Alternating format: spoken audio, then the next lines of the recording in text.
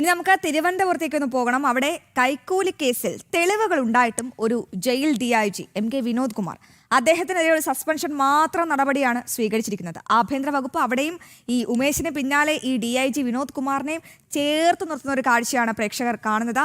ആഭ്യന്തര വകുപ്പിന്റെ നടപടിക്കെതിരെ വിമർശനം കടുത്ത രീതിയിലാണ് ഉയരുന്നത്. എങ്ങനെ ഉയരാതിരിക്കും? കൃത്യനിർവഹണത്തിനിടെ വഴിവിട്ട സഹായങ്ങൾ ചെയ്തുവെന്ന വിജിലൻസ് കണ്ടെത്തിയിട്ടും വിനോദ് കുമാറിനെ മുഖ്യമന്ത്രിയും ആഭ്യന്തര വകുപ്പും സംരക്ഷിക്കുന്നുവെന്ന ആക്ഷേപവും ശക്തമാണ്. വിവരങ്ങളുമായി പ്രശാന്ത് ശങ്കരമംഗലത്ത് ചേരുന്നുണ്ട്. Prashanth, good morning. സർക്കാരിനും മുഖ്യമന്ത്രിക്കും ഈ ആഭ്യന്തര വകുപ്പിനും എന്താണ് ഈ പ്രശാന്തിനോട് ഇത്ര അധികം അങ്ങ് സ്നേഹം? ഒരു സസ്പെൻഷൻ നടപടി മാത്രം, അത് മുഖം രക്ഷിക്കാനുള്ള നടപടി എന്ന് തന്നെ കരുതണം. ഇദ്ദേഹത്തിൻ്റെ ക്രിമിനൽ പശ്ചാത്തലമൊക്കെ കേരളത്തിൽ നന്നായി അറിയാവുന്നതാണ്. അപ്പോഴും ഈ DIG വിനോദ് കുമാറിനെ ഇങ്ങനെ ചേർത്ത് നിർത്തുകയാണ് മുഖ്യമന്ത്രിയും ആഭ്യന്തര വകുപ്പും.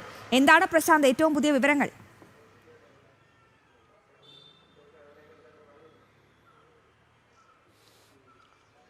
അശ്വതി, DIG വിനോദ് കുമാറിനെതിരെ നേരത്തെ തന്നെ പല ഭാഗങ്ങളിൽ നിന്നും പലയിടങ്ങളിൽ നിന്നും പരാതി പറഞ്ഞിരുന്നു. പല ഉദ്യോഗസ്ഥരടക്കം വിനോദ് കുമാറിനെതിരെ ഇത്തരത്തിൽ നടപടികൾ ശരിയാക്കുന്നില്ല, അദ്ദേഹത്തിൻ്റെ സമീപനം ശരിയല്ല, കറപ്റ്റഡ് ആണ് എന്നതടക്കമുള്ളവ സൂചിപ്പിച്ചുകൊണ്ട് പരാതി നൽകിയിരുന്നു. എന്നാൽ ഈ പരാതികളിലൊന്നും നടപടിയെടുക്കുന്ന സാഹചര്യമൊന്നും ഉണ്ടായിട്ടില്ല എന്നാണ് നമുക്ക് മനസ്സിലാക്കാൻ കഴിയുന്നത്.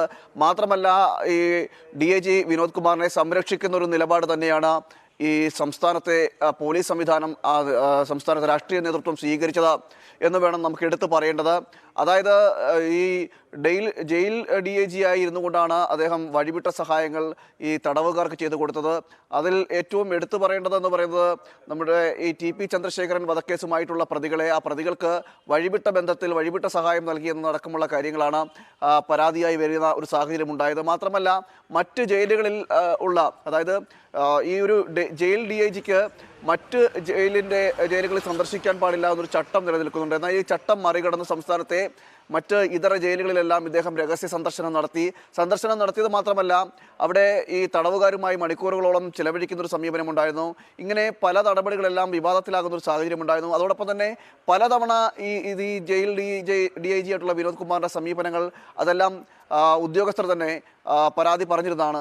എന്നാൽ യാതൊരുവിധ നടപടിയും ഉണ്ടായതുമില്ല. അതിൻ്റെ കാരണം എന്ന് പറയുന്നത് ഈ CPM-നോട് ചേർന്ന് നിൽക്കുന്ന, അല്ലെങ്കിൽ CPM അനുഭാവിയായിട്ടുള്ള ഒരാളാണ് ഈ വിനോദ് കുമാർ.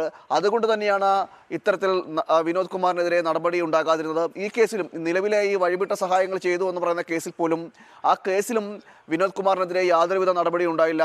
തുടക്കത്തിൽ ഈ വിനോദ് കുമാറിനെ സംരക്ഷിക്കുന്ന ഒരു സമീപനം തന്നെയാണ് പോലീസും സ്വീകരിച്ചത്. എന്നാൽ പിന്നീട് ഈ കേസ് വലിയ രീതിയിൽ വ്യാപ്തിയുള്ളതാണ് എന്നതൊക്കെ അറിഞ്ഞതിന് ശേഷമാണ് ഈ വിജിലൻസിൻ്റെ ഒരു അന്വേഷണം വരുന്നു. അന്വേഷണത്തിന് വന്നതിന് ശേഷമാണ് ഇത്തരം നടപടിയെടുക്കണമെന്നടക്കമുള്ള ആവശ്യങ്ങൾ ഉയരുകയും ഈ വിജിലൻസിൻ്റെ വിജിലൻസ് മേധാവി ഒരു കത്ത് നൽകിയതിൻ്റെ അടിസ്ഥാനത്തിലാണ് ഇപ്പോൾ സസ്പെൻഷൻ ഉണ്ടായിരിക്കുന്നത്. അപ്പോഴും സസ്പെൻഷനിൽ മാത്രം ഒതുക്കി ഒരു സംരക്ഷിക്കുന്ന ഒരു നിലപാടാണ് സംസ്ഥാന സർക്കാർ സ്വീകരിക്കുന്നതെന്ന് വേണ്ടിയാണ് നമുക്ക് പറയേണ്ടി വരും. കാരണം അത് തന്നെയാണ് മനസ്സിലാകുന്നത്. പ്രശാന്ത് ശങ്കരമംഗലത്താണ് പ്രേക്ഷകർക്ക് വേണ്ടി ഏറ്റവും പുതിയ വിവരങ്ങൾ എത്തിച്ചത്. നേരത്തെ സൂചിപ്പിച്ചതുപോലെ തന്നെ ഞാൻ ഒരു കാര്യം കൂടി പറയട്ടെ. ഈ വാർത്താ പ്രഭാതത്തെ ഇത്രയധികം സമ്പന്നമാക്കുന്നതിൽ ആഭ്യന്തര വകുപ്പിന് പ്രത്യേകം ഒരു അഭിനന്ദനം അർഹിക്കുന്നുണ്ട്. കാരണം നമ്മൾ ഇന്ന് ഈ 1 മണിക്കൂറായിട്ടും ചർച്ച ചെയ്ത വാർത്തകളിലധികവും ആഭ്യന്തര വകുപ്പിന്റെ കെടുകാര്യസ്ഥതയും കേരള പോലീസിന്റെ അങ്ങേയറ്റത്തെ കെടുകാര്യസ്ഥതയുമാണ് ചർച്ച ചെയ്തത്.